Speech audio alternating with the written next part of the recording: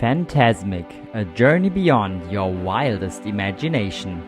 Mit diesen Worten endet die Showansage und eine der spektakulärsten und bis zum heutigen Tag aufwendigsten Disney-Abendshows beginnt.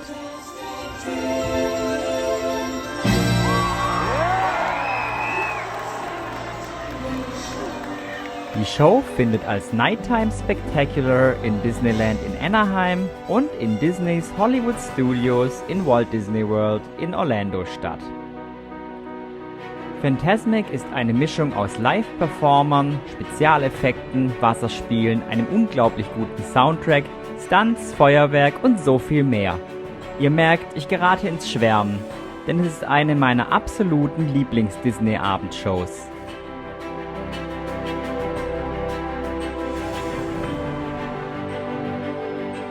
Zu so einer aufwendigen Show gibt es natürlich viel zu erzählen. Startet mit mir den Countdown und kommt mit, wenn ich euch in diesem Video durch 10 Fantasmic Fun Facts führe. Some imagination, huh?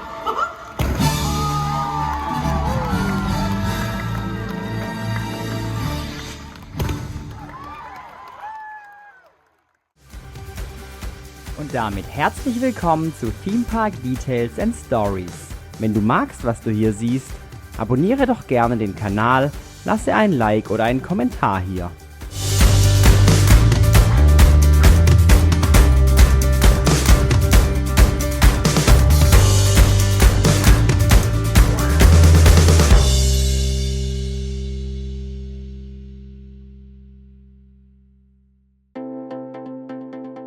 Bitte entschuldigt vorweg, dass der Content des Videos hauptsächlich von der Show in Florida handelt. Diese Variante habe ich wesentlich häufiger gesehen, gefilmt und fotografiert. Nun starten wir aber mit Fun Fact Nummer 10 und einer eher formellen Sache. Fantasmic wird offiziell mit einem Ausrufezeichen am Ende geschrieben und genau mit dieser Schreibweise ist der Name auch markenschutzrechtlich geschützt.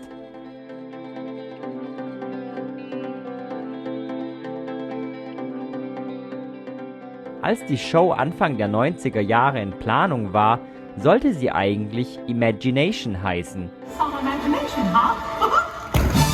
und wurde zunächst sogar mit diesem Namen angekündigt.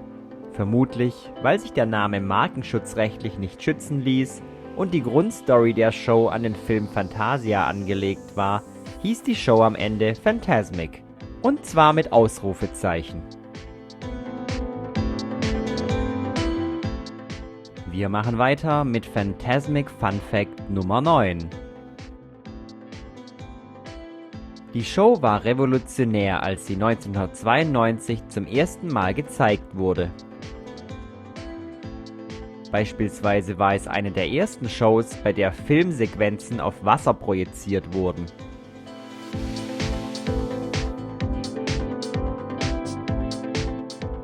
Die Show war von Beginn an in Anaheim eine absolute Erfolgsstory, sodass sie 6 Jahre später auch in Orlando in Disneys Hollywood Studios Premiere feierte, beziehungsweise damals Disneys MGM Studios.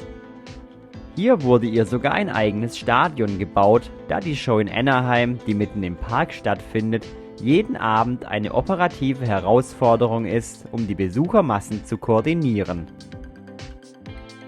In Orlando hat man von Anfang an versucht, viele Schwächen der Show aus Anaheim direkt auszumerzen. Doch eine Schwäche haben beide Shows. Sie sind sehr störanfällig.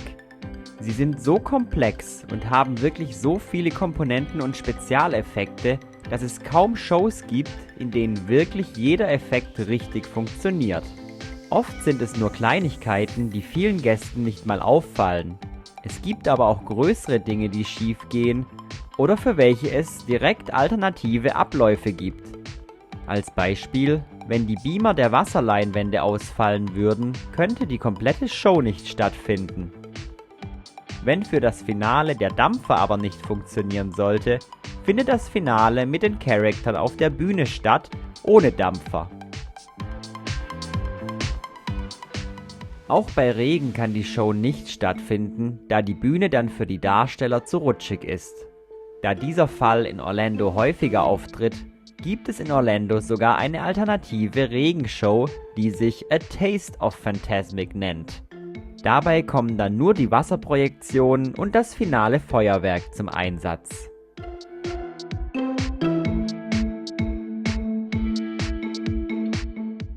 Nummer 8 führt uns nach Asien. Denn Fantasmic gab es 9 Jahre lang auch noch ein drittes Mal auf der Welt. In Tokyo Disney Sea fand die Show von 2011 bis 2020 statt. Die Show hatte zwar dieselbe Grundstory, war jedoch technisch viel weiter als die beiden amerikanischen Shows. Mickey stand hier zum Beispiel auf einem riesigen LED-Hut. Auch wurden im Mittelteil teilweise andere Filmsequenzen dargestellt als in der USA. Die Show fand auf diesem See im Eingangsbereich statt. Daher hatte sie keine feste Bühne und alles spielte sich komplett auf schwimmenden Show-Elementen ab. Sie hatte die Herausforderung, dass die Zuschauer auf den See von allen Seiten eine gute Sicht hatten. Man konnte das aber super umsetzen und es ist mega schade, dass es diese Variante von Fantasmic leider nicht mehr gibt.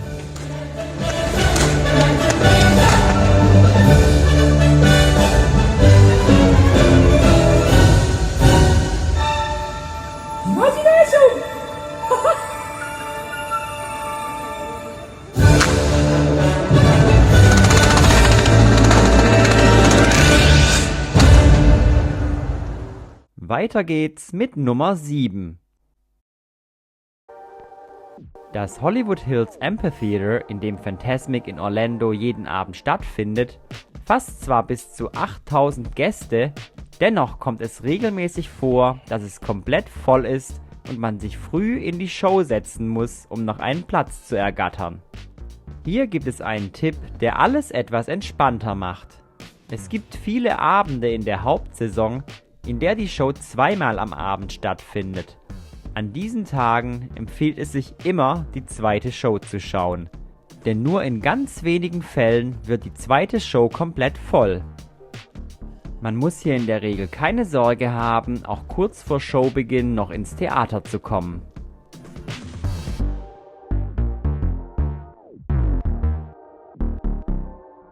Wieder zurück zur eigentlichen Show und Nummer 6.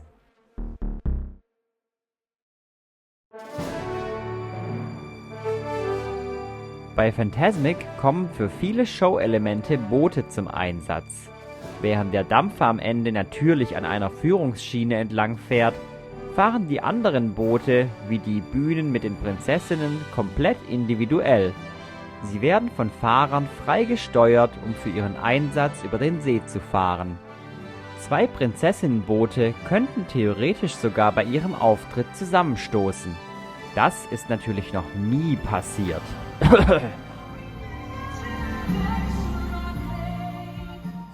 Kommen wir zu den mitwirkenden Cast-Members und Nummer 5. Neben den ganzen technischen Effekten spielen die Darsteller bei Fantasmic eine große Rolle. Es braucht knapp 50 Darsteller, um eine Show durchzuführen. Und noch mehr Cast-Member, die dafür sorgen, dass die Show überhaupt stattfinden kann. Techniker, Bühnenhelfer und alleine über 30 Cast-Member, die beispielsweise in Orlando den Einlass in das Showtheater koordinieren. Man findet online die wildesten Theorien, was eine Show von Fantasmic Disney kostet. Häufig findet man Kosten von um die $30.000. Ich halte das schon für realistisch, ob das wirklich stimmt, kann aber nur Disney selbst beantworten. Some imagination, huh? Kommen wir bei Nummer 4 jetzt aber zum Star der Show. Mickey Mouse himself.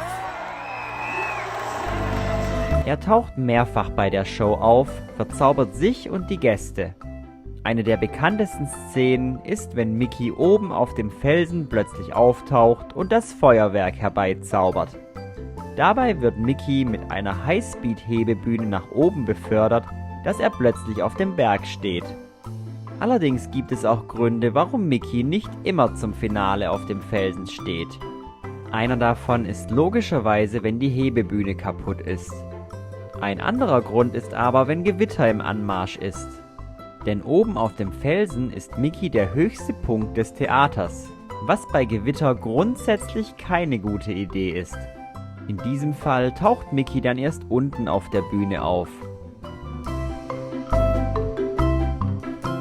Disney hat uns ja grundsätzlich gelehrt, dass es Mickey Mouse nur einmal gibt. Demnach muss der Wechsel, dass Mickey sich im Normalfall vom Felsen auf die Bühne zaubert, wohl wirklich Zauberei sein. Vom Helden geht's nun zum größten Villain der Show und der Nummer 3. Maleficent verwandelt sich am Ende in einen Drachen, um Mickeys fantastischen Traum in einen Albtraum zu verwandeln. Der Drache wirkt erst einmal sehr beeindruckend, wie er sich in der Dunkelheit entwickelt und immer stärker und größer wird.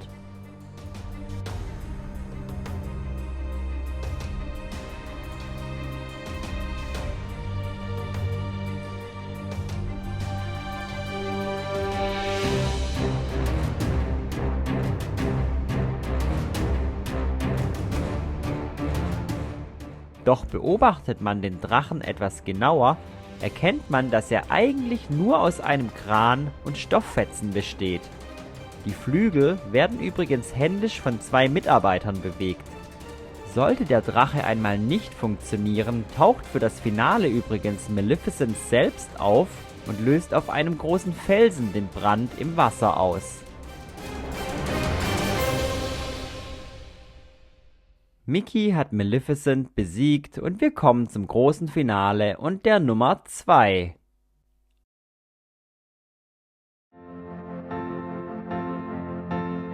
Alle bekannten Disney-Figuren inklusive Mickey als Steamboat Willie fahren am Ende auf einem Dampfer an den Gästen vorbei. Aber warum ist das eigentlich ein Dampfer? Das resultiert aus dem Ursprung der Show in Anaheim. Denn dort findet Fantasmic auf den Rivers of America im Frontierland statt. Und dort fährt ja bekanntlich auch tagsüber der Mark Twain River Dampfer. Dieser wird einfach für das Finale der Show benutzt. In Orlando hingegen gibt es den Dampfer wirklich nur für das Finale der Show.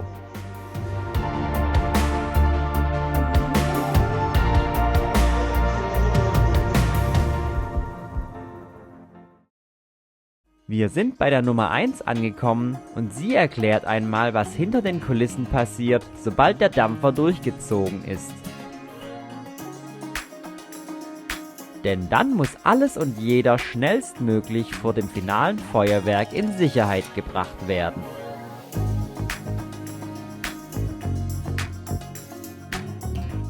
Wer eher links im Theater sitzt und dem Dampfer länger hinterher schaut, sieht plötzlich, wie sich alle Charakter in Sicherheit bringen.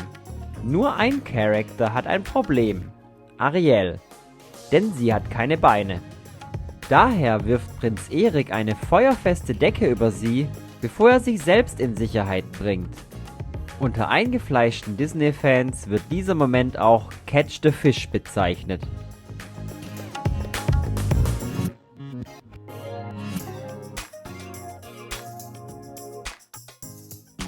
Sobald alles in Sicherheit ist, startet das finale Feuerwerk.